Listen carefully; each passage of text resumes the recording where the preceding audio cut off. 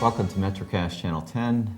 This is The Pulse. I'm Dr. Bob Schaller, your host. We have another great show segment today with talking about higher education here in Southern Maryland, and specifically the institution now I'm part of, which is Florida Tech, Florida Institute of Technology. We've been here since 1972, and I have with us all of Florida Tech, the staff of Florida Tech, the Patuxent Graduate Center, and Annabelle Sanders, our Senior Resident Administrator, and Shelley Gordon, our resident administrator, and myself.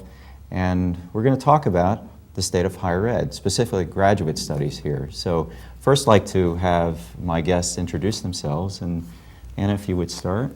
I'm Annabelle Sanders. I am the Senior Resident Administrator at Florida Institute of Technology at the Patuxent site. I have been with FIT for the first time 2 years, where I worked as a resident administrator in Hampton. And also, since being here, I've been here for a year. With my position, I'm the liaison between FIT and Pax River Base. Shelley? And I'm Shelley Gordon. I'm the resident administrator. I've been living in St. Mary's County for a little over a year, working for Florida Tech for almost a year now. And I pretty much help students with registration, applying for the school. I also hold office hours at the Frank Knox building from 10 to 2. Very good. Excuse me, 10 to 12. 10 to 12, okay. So folks would know Florida Tech, certainly our alums, our students, which we'll have a few students here in the latter part of this segment, would know us. We are located right outside of Gate 2, right on right on Route 235 South, and in between Peking Restaurant and Shangri-La. We have a little inline office. That's our office, and we hold our classes at Frank Knox through an agreement we've had for years, Monday through Thursday nights, 5 to 8 in the evening. Very convenient for students. Quick background on Florida Tech. We started in 1958 as a result of the response to Sputnik. Some folks remember Sputnik and the clarion call that was to us as a nation, that somebody beat us to space. And we established our space program shortly thereafter by reframing NACA into NASA, setting it up down in Cape Canaveral. And in 1958, Florida looked a lot different, and there was not the kind of educational and research practice there to support this new establishment. And that was the genesis of Florida Tech. After several years, there was a need to reach out beyond the Florida campus in Melbourne, Florida, just southeast of Orlando. And Patuxent, located here with Naval Air Station Patuxent River, was the first remote site established in 1972. And since then, there's 9 sites located, most of them next to military bases. You were in Hampton Roads, Virginia. Up and down the East Coast, we do have a site in Huntsville, Alabama. So let's talk about what we do here, what kind of services folks can expect if they come into our office. Anna and Shelley, what can we provide for students, current and prospective? What happens if they're interested, they'll contact us, or we'll reach out to them, basically, and we're showing them what programs that we offer and try to get a conversation to see what it is that they're interested in, what area of work are they in, so we can curtail a program for them. Once that's done, we'll go over the classes that they'll be expected to take. If there's any transfer credits or anything, we do work on those as well. And then we kind of guide them through their total program until they're actually finished. But we want to make sure that they're comfortable with whatever program that they choose, that they're just not taking a class just to be taking, that it's going to mean something to them, that we're there for them regardless of what time it is, or how early or how late it is. You know, if they have a question, we want to make sure that they are our #1 priority. Okay, good.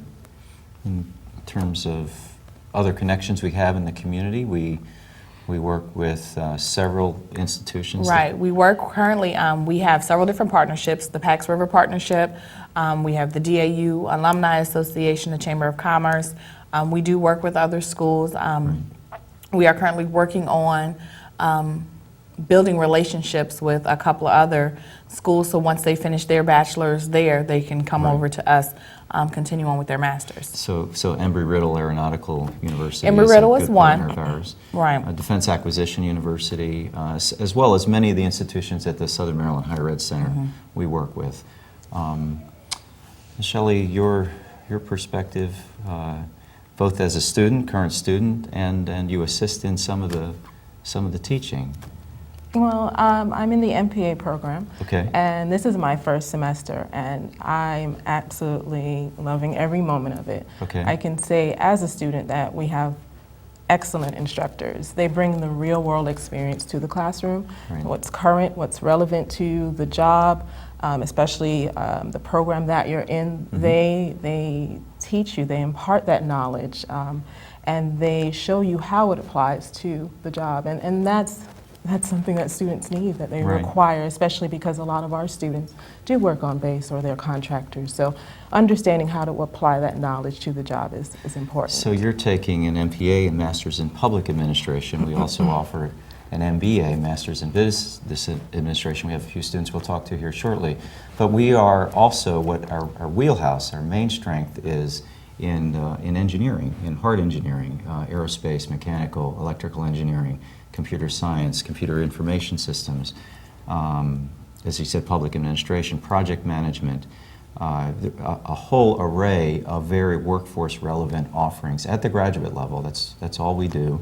And we're offering courses through a schedule throughout the 3 semesters of the spring, summer, and fall. We're currently in the spring semester, getting ready to kick off the summer semester, and some dates, not specific dates coming up, but July is a month that where a lot will be going on for us. One, we will be wrapping up our summer semester and starting registration for our fall semester, and then also hosting a graduation for our spring and summer graduates, which looks like we're going to have a large crop of graduates this year. This time around, it's going to be a very large group. What I'm trying to put together is alumni weekend as well. So Good we're point. trying to make it the whole weekend, where Friday, alumni that have previously graduated from FIT, no matter how long, come back on Friday for a meet and greet. On Saturday, we have the graduation, and then have a tour of Solomon's Island. And then Saturday evening, have a farewell dinner. But this way, we're still interacting, and our recent grads can kind of network with our alumni. We have potential students if they want to come out. That's fine. We're also working on Instant Decision Day. That's a good point. Yep. Instant Decision Day, if they want to apply, that's the day that they can come and bring their transcripts. Shelley and I will go over everything with them, and we're going to waive the admissions fee. Yeah, application Applications fee. We're going to waive that fee for them. So as long as everything it turns out very well, they can start classes in the summer. Right. So I'm we're glad working you on brought that. up the alums. We have 1,600 or so alums that have come through this graduate center here in Patuxent. And this will be our first alumni event coupled with the graduation that we've done in a good while. So any alums out there with Florida Tech, stay posted, and we want you to come out and collect that information. Any last words? We're going to talk here shortly to students, but any last words you want to leave with the viewing audience? I mean, FIT is a wonderful institution to attend. The classes are small, and the teachers are always there for them. Whether it be online or face-to-face, it's very easy to reach out and get talk to your teachers. As far as we do offer financial aid, or the VA and the YAWTAP, Right. we do Right. that. Even with the cuts that have happened, Right. we're still maintaining with That's those. a great point about financial assistance and tuition assistance in particular right now with the fiscal constraints that we're under. We can work with you. So if you are needing tuition assistance and that's been curtailed, talk with us. We'll help work through with our offices down in Florida. Okay. And we know based on the survey that you did with your class that Sure. that's definitely needed. Tuition assistance, the proximity to Right. classroom and where the students work, those are important things. So. Right, right. We just finished a survey, we're finishing up a survey of students, current and prospective, and as well as alums, about what are factors to consider in selecting a graduate program. And some very interesting data. Tuition assistance ranks very high. Convenience, location, very high. Quality of education, very high. Selection of curriculum, very high. So I don't think these were great surprises, but it does validate what we thought were important. So anyway, thank you guys. Now we're going to transition to a couple of students, existing and former students at Florida Tech, and I'd like them to introduce themselves. I mean, they are both former students of mine. I've taught both of them. So let me start. This is Kelly Innes, Harry Horning. So Kelly, why don't you start? Again, like you said, my name is Kelly Innes. I graduated from Florida Institute of Technology in 2012, just recently. Right. But before I was at FIT, I went to the University of Louisville, where I graduated in 2006 with a sports marketing degree. And who won the NCAA? University of Louisville, for anyone who does not know, we are the national champions in men's basketball, so it's a good year to be a Cardinal. Okay, had to say that. But Thank you're a you. former Raider at Leonardtown High School. Former Raider, yes. I went to Leonardtown High School. Like I said, graduated in 2003 and went off to college, but now I'm back. Yeah, you're five back. 5 years I've been And back You're now. working at I Wiley? work with Wiley Laboratories. I actually just started a new job with the F-18 Australia program. Okay. Before I was with the French program, E2C. Okay. But new challenge now, so I'm very excited about that. So. Okay, super. Yep, All right. thank you. Harry? Harry Horning. I grew up in Virginia, went to Virginia Tech, graduated with a finance, insurance, and business law degree. Shortly thereafter, went into the Marine Corps and I'm an active duty captain in the Marine Corps presently. I came to Pax River in 2010 on orders, and I'm just about to complete my degree in MBA in about a week. Right. So. right. So you're a Hokie. That's right. You're amongst That's right. other Hokies here. The other thing about Harry is he's passionate about many things, but one is cars and Porsches in particular. And That's true. so these are things that you learn as you get close to students. You learn about certainly what their career interests are, but you also learn about their hobbies and their other interests. So let's talk about your experience here at Florida Tech. Let me start with you because you're done, and yours was, I think in your case, you did this in 2 years. In a Yes. compressed time, and I think, Harry, you're on track to That's to right. do that. So what normally would take, if you took one course a semester, 4 years, you guys have compressed in half the time because you've done, on average, 2 a semester. So how did you do that? Well, why did you choose Florida Tech? Or first of all, why did you choose to go to graduate school, then Florida Tech, and then the schedule that you did, and how were you able to manage that? Well, I knew for a while that I wanted to get my master's degree. Sure. It was just a fact of me not being lazy and just putting my mind to it and doing Okay. it. So actually a friend of mine had suggested that I look into FIT because it was, the classes were convenient. She said that the professors were very flexible with your working schedule, understanding that we're not undergraduate students. Now people have full-time jobs, they have families, they have other commitments and priorities. So I took her advice, obviously, and it turned out to be a great decision for me and for what I wanted to do. I also graduated with my Master's in Business Administration, so just the courses that you guys provided and the flexibility with professors really was key for me with choosing this school. So.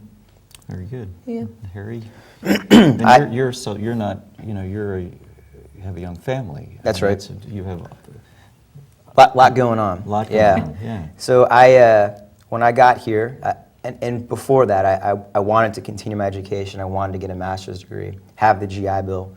Okay. So wanted to take advantage of that opportunity. And coming to Pax River, I found out about FIT, and it's location, location, location. You're right there at Frank Knox, Right. super easy to get there, and you're in a classroom. It's not online.